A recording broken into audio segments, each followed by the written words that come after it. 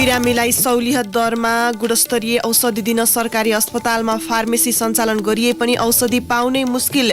निजीमा 4 गुणासम्म महँगोमा किन्न सर्वसाधारण बाध्य। स्थानीय तह निर्वाचन कुनै पनि बहानामा वैशाख भन्दा पर नसार्न सत्तारूढ कङ्ग्रेसभित्रै दबाव। चुनावमा कङ्ग्रेस एक्लैले प्रतिस्पर्धा गर्नुपर्ने कोइराला समूहको निष्कर्ष। सार्वजनिक सेवा अवरुद्ध भएपछि सरकारी निकाय समेत अलमलमा सावधानी अपनाएर सेवा सुचारू गर्न सकिने चिकित्सकहरूको भनाई। रुसले युक्रेनमा हस्तक्षेप गर्ने आशंकामा अमेरिकाले 8,500 सैनिकलाई तयारी अवस्थामा राख्यो। रुस विरुद्ध युरोपेली मुलुक समेत एकजुट। र पाकिस्तानका तीव्र गतिका बलर शाहिन शाह अफ्रिदी आइसिसी वर्ष उत्कृष्ट खेलाडी घोषित। टेस्ट क्रिकेटतर्फको ट्रफी भने इङ्ल्यान्डका कप्तान जोय रुटलाई। नमस्कार, कान्तिपुर डायरीका साथमा साथी सन्तोष र मकेशो। समाचार अब विस्तारमा। बिरामीलाई सुलभ मूल्यमा गुणस्तरीय औषधि दिन मुलुकभरका सरकारी अस्पताल परिसरमा सञ्चालन गरिएका फार्मेसीले सर्वसाधारणलाई राहत दिनुको सट्टा आहत गराइरहेका छन्। अस्पतालका डाक्टरले लेखिदिने धेरै जस्तो औषधि त्यहाँको फार्मेसीमा हुँदैनन्। निजीमा 4 गुणासम्म बढी मूल्य तिरेर औषधि किन्न सर्वसाधारण बाध्य छन्। सर्वोच्च अदालतको आदेशपछि सरकारले बिरामीलाई सुविधा दिन अस्पतालको आय स्रोत बढाउन र रोजगारी समेत सिर्जना गर्न 2072 मा हरेक सरकारी अस्पतालमा आफ्नै फार्मेसी हुनुपर्ने व्यवस्था गरेको हो। अस्पताल हातभित्र सञ्चालित निजी फार्मेसीलाई विस्थापित गरेर सुरु गरिएका फार्मेसीमा औषधि नभएपछि बिरामी र आफन्त निजीकै धाउनमा बाध्य छन्। दूरदराज मात्र होइन, राजधानीकै वीर कान्ति प्रसुति गृह, त्रिवी शिक्षण, टेकु राष्ट्रिय ट्रमा सेन्टर लगायतका सबैजसो ठूला सरकारी अस्पतालका फार्मेसीमा बोर्ड छन्, तर बिरामीका लागि अत्यावश्यक औषधि छैनन्। पत्थरीको अपरेसन गर्ने पालो आएपछि वीर अस्पतालका डाक्टरले जाजरकोटका 58 वर्षीय धनरत्न सिंहलाई 18 थरी स्वास्थ्य सामग्री खरिद गर्न लेखिदिए, तर घाउ सफा गर्ने बेटाडिन, बिरामी लट्ठ पार्ने औषधि, सलाइन पानी, पाइप लगायतका 9 थरी औषधि नभएको भनेर अस्पतालको फार्मेसीले फर्कायो। उनी बाहिर निजी फार्मेसीमा गएर जहाँ कुनै औषधिको 2 र कुनैको 4 गुणासम्म बढी मूल्य तिर्न बाध्य भए।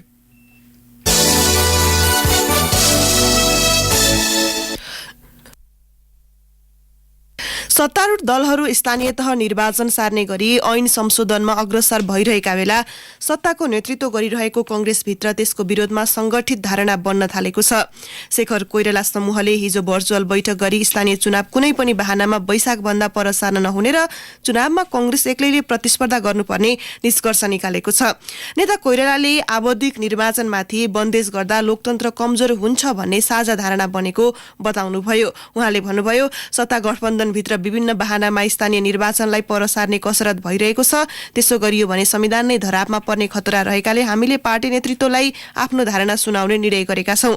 कोइराला समूहको बैठकले महत्वपूर्ण मुद्दामा पार्टीभित्र औपचारिक छलफल हुनुपर्नेमा पनि जोड दिएको छ। कङ्ग्रेसभित्र एक थरी नेताले स्थानीय निर्वाचन तत्काल वैशाखमा गर्दा सत्ता गठबन्धन भत्किने र त्यसले संसदीय निर्वाचनमा असर पुग्ने बताउने गरेका छन्। यस्तो मत राख्ने नेताहरू गठबन्धनलाई संसदीय निर्वाचनसम्मै कायम गर्नुपर्ने पक्षमा छन्। प्रधानमन्त्री एवं कङ्ग्रेस सभापति शेरबहादुर देउवा पनि संसदीय निर्वाचनसम्म समीकरण हुनुपर्छ भन्नेमा हुनुहुन्छ। कोइराला समूहको बैठकले भने वर्तमान सत्ता सञ्चालनका लागि मात्र सीमित गर्नुपर्ने निष्कर्ष निकालेको छ। भारत स्थित नेपाली दूतावास प्रवासी नेपालीका समस्या समाधानप्रति उदासीन देखिएको छ। कोरोनाको तेस्रो लहर फैलिएका बेला उनीहरूको अवस्थाबारे जानकारी लिन समेत दूतावासले कुनै सक्रियता देखाएको पाइँदैन। प्रवासी नेपालीका सरकारवाला संघ संस्थाले दूतावासको रवैया लिएर रोष प्रकट गरेका छन्। दूतावासले कोभिडको सन्दर्भमा एउटा सूचना जारी नम्बर सम्पर्क दिनु बाहेक केही नगरेको उनीहरूको गुनासो छ। संकटकै बेलामा दूतावासका अभिभावकको भूमिका खेल्नुपर्नेमा कुनै चासो नदिएको उनीहरूले गुनासो गरेका छन्। विगतमा दूतावासले समन्वय मात्र गरिदिँदा प्रवासी संघ संगठनले सक्रिय भएर काम गर्दै आएका थिए, तर त्यसको जस दूतावासले नै पाउँथ्यो। तर पछिल्लो समय दूतावासका कर्मचारी प्रवासीका विषयमा गुनासा सुन्न पनि तयार नहुने नेताहरूको भनाइ छ। नेपाली कङ्ग्रेसको भातृ संगठन नेपाली जनसम्पर्क समिति भारतका अध्यक्ष बालकृष्ण पाण्डे यति बेला दूतावासले प्रवासी संघ संगठनसँग कुनै सम्पर्क नगरेको बताउनुहुन्छ। उहाँले भन्नुभयो, कोभिडको सन्दर्भमा मात्रै होइन, प्रवासी नेपालीका विभिन्न समस्याका विषयमा जुन ढङ्गले दूतावास सक्रिय भइदिनु पर्ने हो त्यो हुँदै भएको छैन। हामी आफैले भारत सरकार वा प्रदेश सरकारलाई आग्रह गरेर नेपालीको समस्या समाधान गर्ने कोसिस गर्छौँ। दूतावास सक्रिय भइदिए समाधान छिटो हुन्थ्यो। कोभिडका सन्दर्भमा दूतावासले जारी गरेको फोन नम्बर सहितको सम्पर्कको सूचना कर्मकाण्डी मात्रै रहेको माओवादीको भातृ संगठन अखिल भारत नेपाल एकता मञ्चका उपमहासचिव आरवी खड्का बताउनुहुन्छ। अन्तर्राष्ट्रिय सीमावर्ती क्षेत्रमा निर्माण गरिएका अनधिकृत संरचना हटाउन र त्यस्ता संरचना बनाउनै नदिन सरकारबाट बलियो कूटनीतिक पहल नहुँदा भारतीय बल मिच्याएका घटना दोहोरिन थालेका छन्। भारतले पछिल्लो पटक दार्चुला सदरमुकाम खलङ्गा पारी महाकाली नदीको प्राकृतिक बहाव रोक्न 1.25 अर्ब रुपियाँ लागतमा 1 किलोमिटर लम्बाइ र 9 मिटर उचाइको पक्की तटबन्ध धमाधम बनाउँदा पनि त्यसमा रोक लगाउन नेपालका तर्फबाट कूटनीतिक पहल हुन सकेको छैन। भारतीय उत्तराखण्ड सिंचाई विभागको लगानी एवं सशस्त्र सीमा बल एसएसबी को सुरक्षा घेरामा पुलाघाटदेखि जवाहरलाल सिंह नवियाल स्टेडियम नजिकै घट्टे खोलासम्म माघ 3 देखि पक्की तटबन्ध बनाइदै गरिएको हो।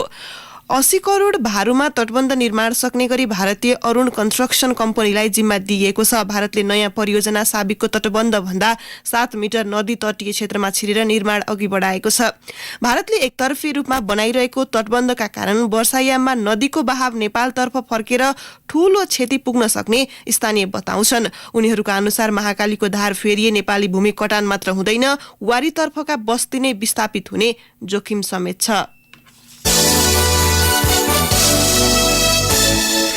अमेरिकी सहयोग निकाय मिलेनियम च्यालेन्ज कर्पोरेसन एमसीसी सम्झौतामाथि अध्ययन गर्न सत्ता गठबन्धनले बनाएको कार्यदल 1 महिना बितिसक्दा पनि प्रारम्भिक छलफलमा मात्रै सीमित भएको छ। गठबन्धनमा साझा धारणा तय गर्न एकीकृत समाजवादीका वरिष्ठ नेता तथा पूर्व प्रधानमन्त्री झलनाथ खनालको नेतृत्वमा गत पुस 4 मा बनाएको कार्यदलले हालसम्म 3 वटा बैठक मात्रै गरेको छ। कार्यदलमा माओवादी केन्द्रका नेता तथा पूर्व परराष्ट्र मन्त्री नारायण काजी श्रेष्ठ र कांग्रेसका तर्फबाट सञ्चार तथा सूचना प्रविधि मन्त्री ज्ञानेन्द्र बहादुर कार्की सदस्य हुनुहुन्छ। कार्यदल एक सदस्य श्रेष्ठले कान्तिपुरसँग भन्नुभयो, अहिलेसम्म प्रारम्भिक रूपमा छलफल गरेका छौं, अब यसलाई बुदागत रूपमा छलफल गर्ने योजना छ। अहिले राष्ट्रिय सभाको निर्वाचनमा केन्द्रित हुनुपर्नेछ। चुनाव सकिएपछि कार्यदलको बैठक बस्छ। कार्यदलका अर्का सदस्य मन्त्री कार्कीले कार्यदलमा एमसीसीका विषयमा छलफल भइरहेको तर कहिलेसम्म प्रतिवेदन तयार हुन्छ भन्ने टुङ्गो नलागिसकेको बताउनुभयो। नेपालको ऊर्जा र सडक पूर्वाधार विकासका लागि 50 मिलियन डलर अमेरिकी अनुदान रहने सम्झौता संसदीय अनुमोदन नहुँदा कार्यान्वयन सुरु भएको छैन।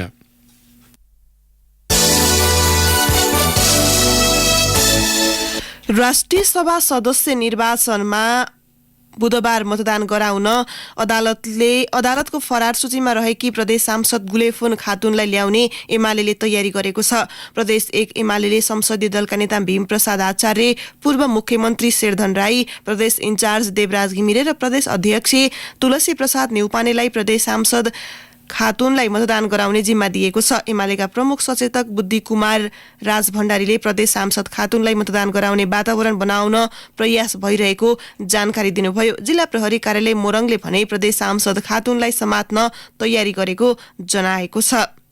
कान्तिपुर डायरीमा अब ब्रेकको पालो। अब बाँकी प्रसङ्गमा कान्तिपुर सविस्तार। कान्तिपुर सविस्तार। कोभिड-19 को परिवर्तित स्वरूप ओमिक्रोनको संक्रमण व्यापक हुँदै जाँदा मुलुकमा प्रशासनिक सेवा प्रवाह अवरुद्ध भएको छ।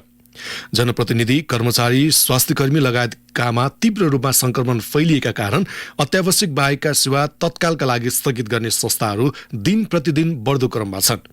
संक्रमण जोखिमका कारण कार्यालय बन्द हुँदा सेवाग्राहीहरू मर्कामा परेका छन् नै, सरकारी निकाय समेत अलमलमा देखिएका छन्, जसको समाधानका लागि कोरोना सँगसँगै अगाडि बढ्नुपर्ने आवश्यकता महसुस हुन थालेको छ। ओमिक्रोन भेरिएन्टको कोरोना संक्रमण दक्षिण अफ्रिकामा पहिचान भएको 2 महिनाको अवधिमा हाल पुनः संक्रमण जोखिमका कारण विश्व तरङ्गित भएको छ। चीनमा पहिचान भएको कोरोना भाइरसको तुलनामा 10 गुणा छिटो फैलने ओमिक्रोन संक्रमण त्रासले सामान्य उन्मुख बन्दै गएको विश्व पुनः हल्लिएको छ। तथापि ओमिक्रोन संक्रमणका कारण अस्पताल भर्ना हुने गम्भीर प्रकृतिका बिरामीको संख्या न्यून रहेकाले कोरोना सँगसँगै बाँचौं अवधारणामा विश्व अघि बढेको छ। युरोपका अधिकांश तथा एसियाका केही मुलुकले कोरोना विरुद्धका प्रतिबन्ध खुकुलो पार्दै लगेका छन्। Spain, Portugal, Germany, Greece, Singapore लगायतका मुलुक प्रतिबन्ध फुकुवा गर्नेमा अग्रपंक्तिमा पर्दछन्। त्यस्तै बेलायत, आयरल्यान्ड लगायतका मुलुक आगामी साताबाट प्रतिबन्ध फुकुवा गर्ने तयारीमा रहेका छन्। बेलायतमा औसत दैनिक संक्रमण दर 91,000 रहेको छ। भाइरसले स्वरूप परिवर्तन गर्दै नयाँ भेरिएन्टहरू आइरहने भएकाले सोही अनुसार अगाडि बढ्नुपर्ने विश्व स्वास्थ्य संगठन WHO बताउँछ। WHO का प्रमुख टेड्रोस अधानम गेब्रेयसस भन्छन्, हालको संक्रमण महामारीको अन्त्य कहिल्यै हुँदैन। परिवर्तित स्वरूपका भाइरसहरू देखा परि नै रहनेछन्। संक्रमणका कारण आइसोलेसनमा बस्ने कर्मचारीको अभाव भएकाले समेत युरोपमा कोरोना सँगसँगै जिउने नीति अघि सारिएको छ। हाल नेपालमा ओमिक्रोन संक्रमण उच्च बिन्दु उन्मुख भइरहँदा अधिकांश कार्यालयको सेवा प्रवाह रोकिएका छन्। सर्वोच्च अदालत उपत्यकाका 3वटै जिल्ला प्रशासन कार्यालय ललितपुर महानगरपालिकाले विज्ञप्ति निकालेरै अत्यावश्यक बाहेकका सेवा प्रवाह रोकेका छन्। उपत्यका बाहिर रसुवा र गुल्मी प्रशासनले पनि सेवा कटौती गरेका छन्। दैनिक संक्रमण पुष्टि हुनेको संख्या 20,000 नाग्ने स्वास्थ्य मन्त्रालयको आकलनलाई आधार मान्दा दैनिक संक्रमण पुष्टि हुनेको संख्या बढ्ने निश्चित छ। यस अवस्थामा कार्यालय सञ्चालनको अन्य उपाय निकाल्नु पर्ने संक्रमण रोग विशेषज्ञ बताउँछन्। काठमाडौँको टेकु स्थित शुक्रराज ट्रपिकल तथा सरुवा रोग अस्पतालका क्लिनिकल रिसर्च युनिटका संयोजक डाक्टर शेरबहादुर पुन भन्छन्, वास्तवमा भन्नुपर्दाखेरि हरेक कुराहरू चाहिँ आलो पालो गर्न सकेको भए हामीले आफ्नो कामलाई अगाडि बढाउन सकिन्थ्यो। मैले कहिले पनि अब बन्द गर्नुपर्छ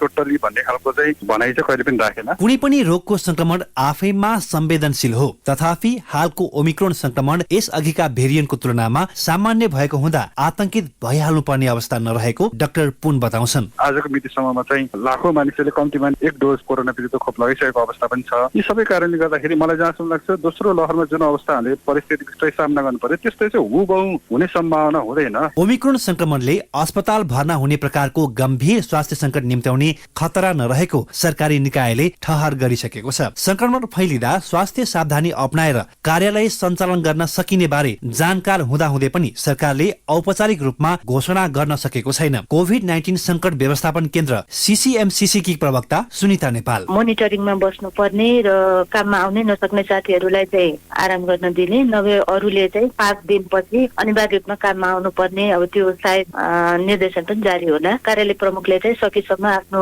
कार्यालयको काममा बाधा नपर्ने गरी काम चाहिँ सुचारू गर्न भन्ने नै निर्देशन भएको छ। अहिले कार्यान्वयन कहिले गराउने अथवा कहिले निर्देशन जारी गर्ने तयारी छ? अब यो छलफलमा आएको छ हैन। अब यो गर्ने भनेको त सम्बन्धित निकायले आफ्नो कार्यालयलाई निर्देशन गर्ने हो, औपचारिक रूपमा बाहिर नआएको मात्रै हो। कोरोना संक्रमण जोखिम नियन्त्रणका लागि विदेशमा गरिएको व्यवस्थाको अनुसरण गर्दै आएको नेपालले युरोपियन मुलुकले अपनाएको रणनीतिको समेत सिको गर्नुपर्ने हालको आवश्यकता हो। गम्भीर स्वास्थ्य समस्या नहुने हालको संक्रमणको अवस्थाप्रति सावधानी अपनाई अगाडि बढ्नुपर्नेमा सेवा प्रवाह नै रोक्ने प्रवृत्ति अन्त्य हुनु जरुरी छ। कार्यालय नै बन्द गर्दा मुलुकलाई आइपर्ने आर्थिक क्षतिको हेक्का राख्नु आवश्यक देखिएको छ। तर हामी कहाँ कोरोना विरुद्ध लड्ने एकमात्र उपाय खोप कार्यक्रम पनि संक्रमणकै त्रास र संक्रमित स्वास्थ्य कर्मीका कारण स्थगित गर्नुपर्ने अवस्था आएको छ। रेडियो कान्तिपुरका लागि रमेश दुलाल।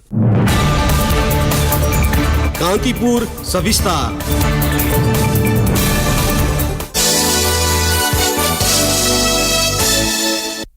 पाल्पाका चुनढुङ्गा खानीमा जथाभावी भइरहेको उत्खनन रोक्न र कडाईका साथ अनुगमन गर्न खानी तथा भूगर्भ विभागले डिभिजन 1 कार्यालयलाई निर्देशन दिएको छ।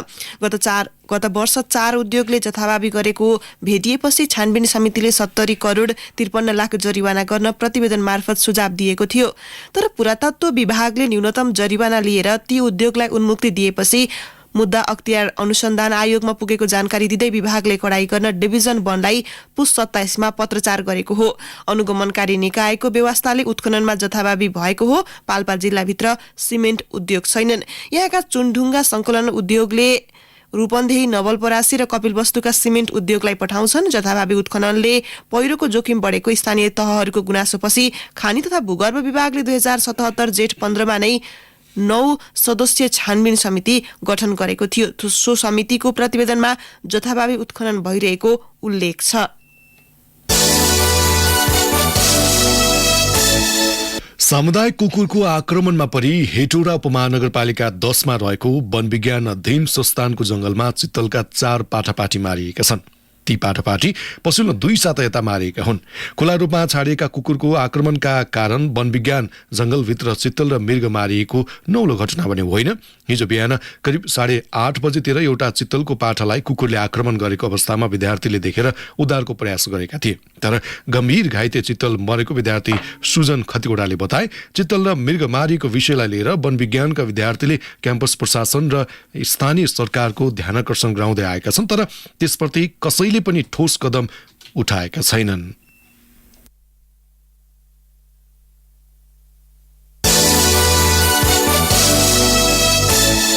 कोरोना संक्रमण तीव्र गतिमा फैलिरहेको भन्दै राष्ट्रिय मानवाधिकार आयोगले नागरिकको स्वास्थ्य सुरक्षामा थप संवेदनशील बन्न सरकारलाई आग्रह गरेको छ।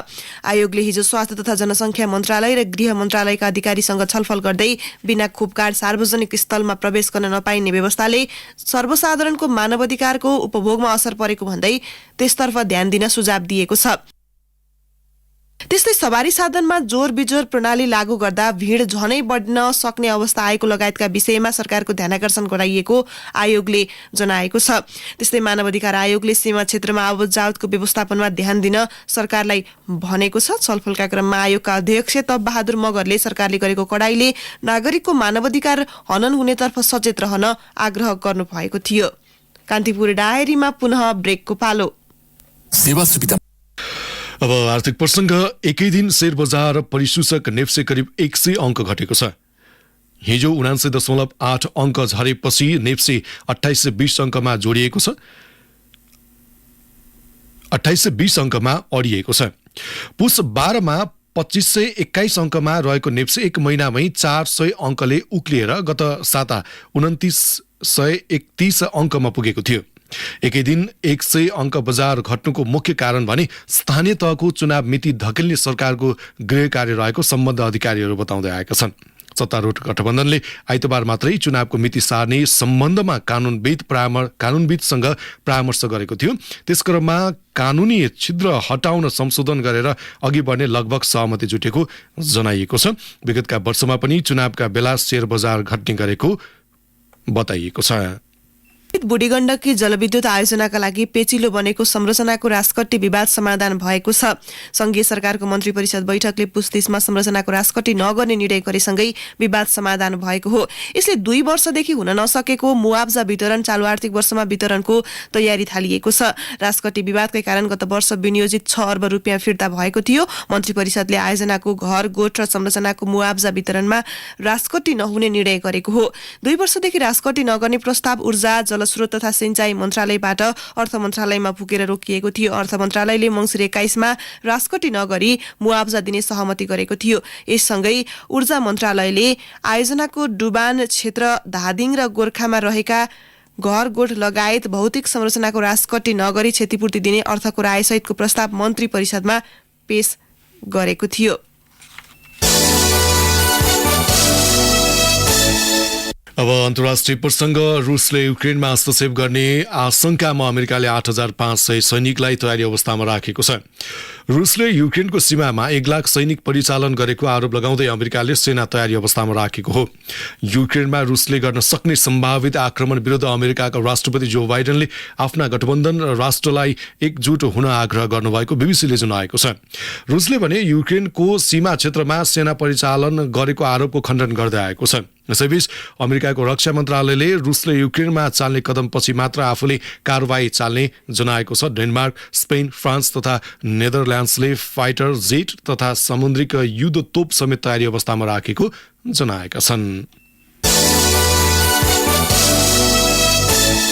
अब खेल प्रसंग। पाकिस्तानका तीव्र गतिका बलर शाहीन शाह अफ्रिदी आईसीसी वर्ष उत्कृष्ट खेलाडी घोषित भएका छन्। अफ्रिदीले अन्तर्राष्ट्रिय क्रिकेट काउन्सिल आईसीसीले प्रदान गर्ने sir Garfield Sobers trophy for the ICC player of the इयरको अवार्ड जितेका हुन्। उनले 2021 मा 36 अन्तर्राष्ट्रिय खेलमा 78 विकेट लिएका छन्। अफ्रिदीले इङ्ल्यान्डका कप्तान जो रूट, न्युजिल्यान्डका कप्तान केन विलियमसन र पाकिस्तानका विकेट किपर मोहम्मद रिजवानलाई पछि पार्दै आइसिसीको वर्ष सर्वोत्कृष्ट खेलाडीको अवार्ड जितेका हुन्। यस्तै पाकिस्तानकै 2020 तर्फ मोहम्मद रिजवान र एक दिवसीय तर्फ बाबर अजामले उत्कृष्ट खेलाडीको अवार्ड जिते। टेस्ट क्रिकेटर अफ द इयरको ट्रफी भने इङ्ल्यान्डका कप्तान जोए रूटले हात पारे। महिलातर्फ भारतीय क्रिकेटर स्मृति मन्दना वर्षको सर्वोत्कृष्ट खेलाडी घोषित भइन्। अब मौसम सम्बन्धी जानकारी। काठमाडौँ उपत्यका सहित देशभर मौसम बदली हुने मौसम पूर्वानुमान महाशाखाले जनाएको छ। सुदूरपश्चिम कर्णाली, लुम्बिनी तथा गण्डकी प्रदेशका केही स्थानमा वर्षाको सम्भावना रहेको महाशाखाको भनाइ छ। केही बेर अघि 5 डिग्री सेल्सियस मापन गरेको काठमाडौँ उपत्यकाको अधिकतम तापक्रम आज 15 डिग्री सेल्सियस रहने महाशाखाले जनाएको छ। सूर्योदय बिहान 6:54 भयो भने सूर्यास्त भरे साँझ 5:38 हुनेछ। हवस् त यिनै प्रसङ्गसहित कान्तिपुर डायरीको यो बुलेटिन अहिलेलाई यही सकिन्छ। साथी सन्तोष र म केशु बिदा हुन्छौँ। नमस्कार।